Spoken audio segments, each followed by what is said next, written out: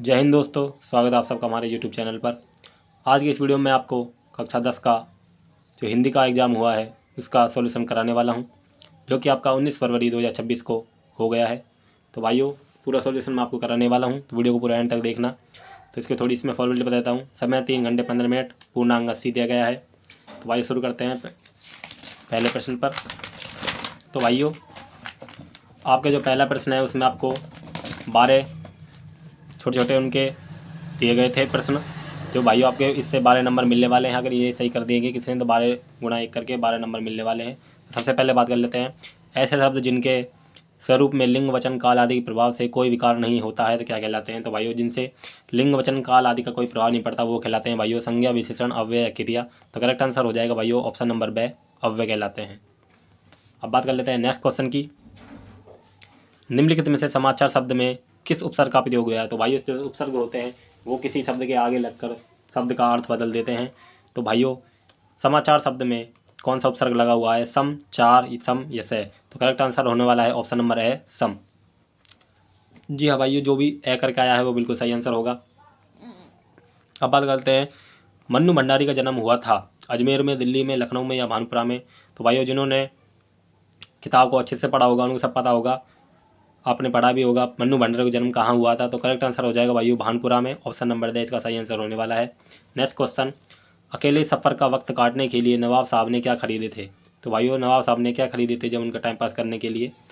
तो खीरे, second class का टिकट, अखबार या पानी। तो करेक्ट आंसर होने वाला है भाइयों खीरे। अब बात कर लेते हैं नेक्स्ट क्वेश्चन की। नेताजी की मूर्ति किस चीज़ की बनी थी। तो भाइयों, लोहे की, पीतल की, मिट्टी की या संगमरमर की। तो करेक्ट आंसर होने वाला है ऑप्शन नंबर से, संगमरमर की। गोपियों ने हारिल की लकड़ी किसे कहा है। नेक्स्ट क्वेश्चन है भाइयों, गोपियों ने हारिल की लकड़ी किसे कहा है। तो करेक्ट आंसर होने वाला है कृष्ण को, ऑप्शन नंबर है इसका सही आंसर हो जाएगा। कृष्ण को गोपियों ने हारिल की लकड़ी बताया है। अब बात कर लेते हैं नेक्स्ट की।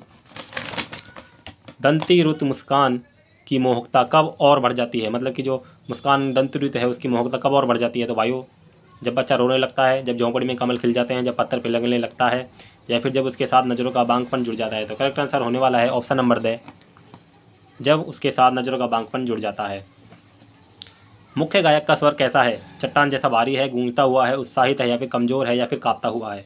तो भाइयों, मुख्य गायक का जो स्वर है भाइयों चट्टान जैसा भारी होता है। तो ऑप्शन नंबर है इसका सही आंसर हो जाएगा। अब बात कर लेते हैं नेक्स्ट की। बाबूजी आटे की गोलियां बनाकर कहाँ ले जाते थे। तो भाइयों, जो बाबूजी हैं वो आटे की गोलियां किसके लिए बनाकर ले जाते थे।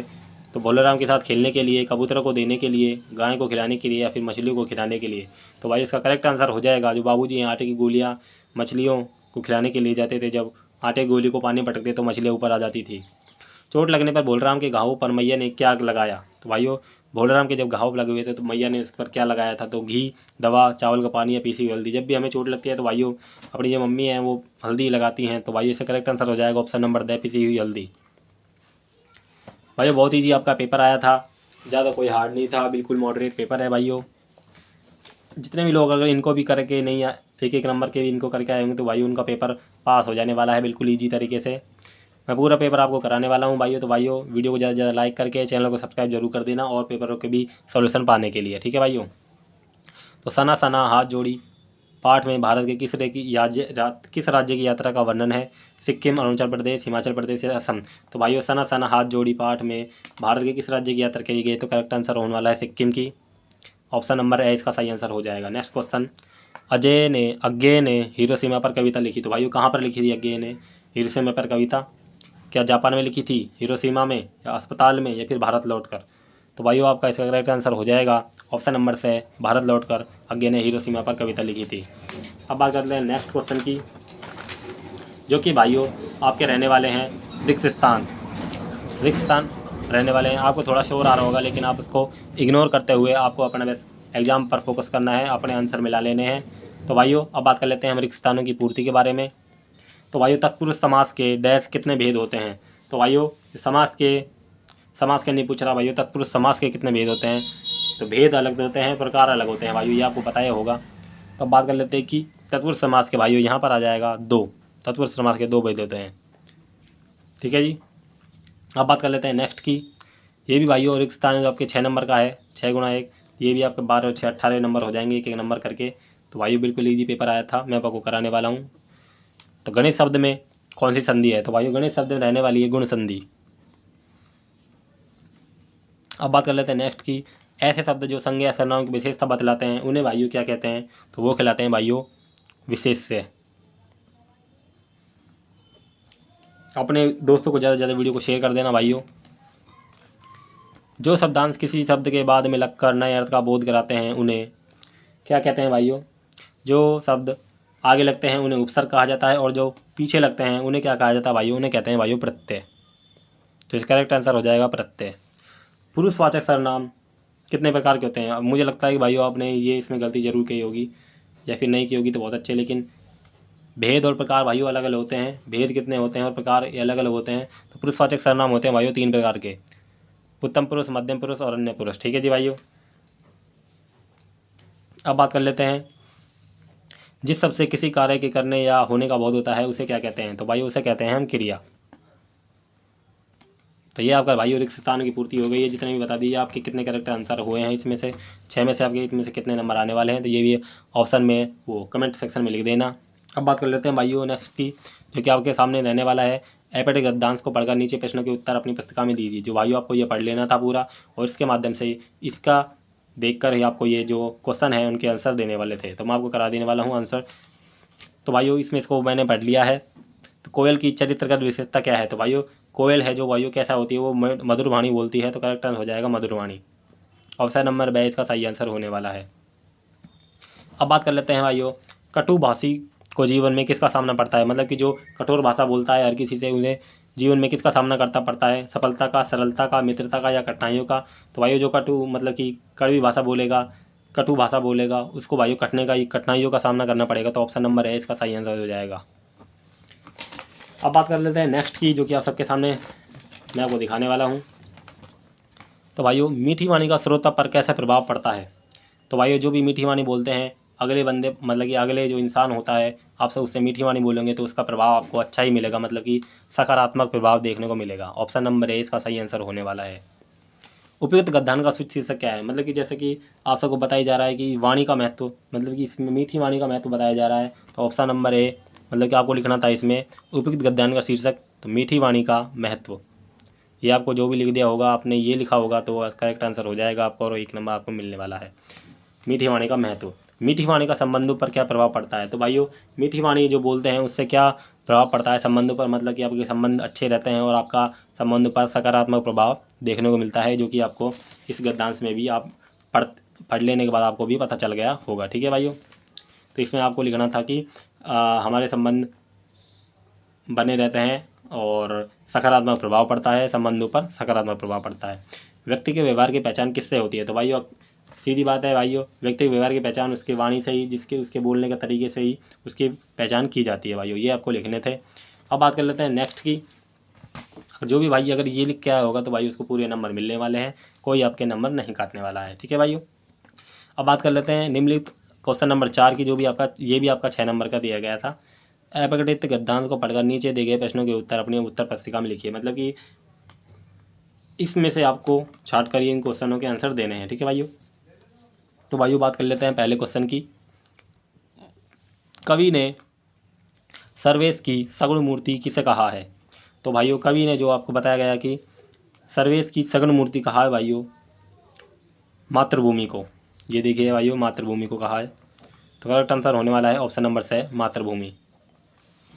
मातृभूमि का परिधान है, तो भाइयों करेक्ट आंसर होने वाला है नीलांबर।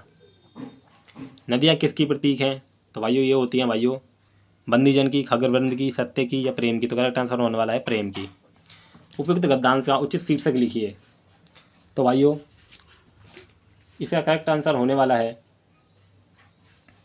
उपयुक्त गद्यांश का उचित शीर्षक रहने वाला है मातृभूमि, हमारी मातृभूमि। ठीक है भाइयों। कवि ने युग मुकुट किसे कहा है? तो कवि ने युग मुकुट कहा है भाइयों सूर्य और चंद्र को, सूर्य और चंद्र को। इस सुंदर वेश का अभिषेक कौन करता है? तो भाइयों इस सुंदर का करता है पयोद, मतलब कि बादल। तो भाइयों ये आपका आंसर होने वाले हैं। अब बात कर लेते हैं नेक्स्ट की। पूरा पेपर मैं आपको सॉल्व कराने वाला हूँ, वीडियो को बिल्कुल भी स्किप मत करना, आपको पूरे आंसर मिलने वाले हैं। निम्नलिखित पठित गद्यांश को पढ़कर नीचे दिए गए प्रश्नों के उत्तर अपने, ये भी आपका एक और पठित गद्यांश आ चुका है जिसमें से आपको उत्तर अपनी पुस्तिका में लिखने हैं। तो भाइयों इसे मैंने पढ़ लिया, ये भी आपको पढ़ लेना था और इसमें से आपको छांट कर आंसर देने थे इनके, ठीक है भाइयों। ये है आपका 3 नंबर का। तो भाइयों नय किसे बोलते हैं, तो नय किसे बोलते हैं, तो भाइयों नय का अर्थ होता है नाड़ी, जैसे भी आपको पता होगा, ये देखिए नाड़ी। तो करेक्ट आंसर होने वाला है नाड़ी। नय किसे बोलते हैं, नाड़ी को। शहनाई को किसकी उपाधि दी गई है, तो भाइयों शहनाई को उपाधि दी गई है, शहनाई को सायनय अर्थात सुशीर वाद्यों में शाह की उपाधि दी गई है, ये करेक्ट आंसर होने वाला है इसका, ठीक है भाइयों।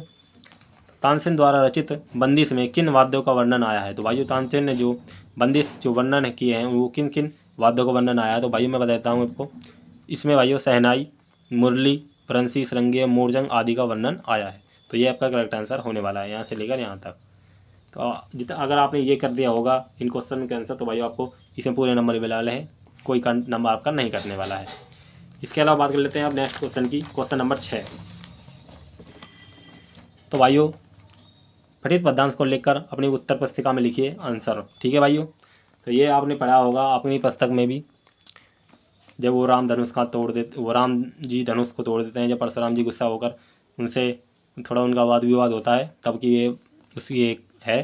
तो आपको इनसे पढ़कर क्वेश्चन का आंसर देना है, ठीक है भाई। शिव धनुष किसने तोड़ा, तो भाई सबको पता है भाई शिव धनुष किसने तोड़ा था, तो राम जी ने। आंसर हो जाएगा श्री राम। और उसके बाद उनका स्वयंवर हो गया था शिव धनुष को तोड़ने के बाद, ठीक है जी। धनुष तोड़ने वाले को किसके समान बताया है, तो भाई धनुष तोड़ने वालों को बताया है सहस्त्रबाहु, जैसा कि आपको यहाँ पर भी दिखाया गया है सहस्त्रबाहु सम, मतलब कि सहस्त्रबाहु के समान बताया गया है धनुष तोड़ने वालों को, सहस्त्रबाहु। परशुराम को क्रोध क्यों आया, जब भाइयों परशुराम से धनुष से बहुत लगाव था परशुराम को, जब उन्हें इसकी खबर मिली कि उनका धनुष तोड़ दिया गया है शिव जी का, तो उन्हें भाइयों बहुत क्रोध आया। तो ये आपको लिखना था आंसर, ठीक है जी, ये आपको लिखना था। अब बात कर लेते हैं नेक्स्ट की, इसकी अथवा में भी दिया गया है, तो अब मैं आपको ये भी करवा देता हूँ अथवा में। तो भाइयों कर इसका तो पहला क्वेश्चन है इसका अथवा का, गोपियों ने किसे बड़बागी कहा है, तो गोपियों ने कहा है भाइयों उद्धव को, उद्धव को बड़बागी कहा है। पुरैन पात कहाँ रहता है, तो भाइयों पुरैन पात रहता है जल के भीतर। भोरी अबला किसे कहा है, तो भाइयों भोरी अबला इसमें बताया गया है स्वयं गोपियों को, स्वयं गोपियों को भोरी अबला बताया गया है।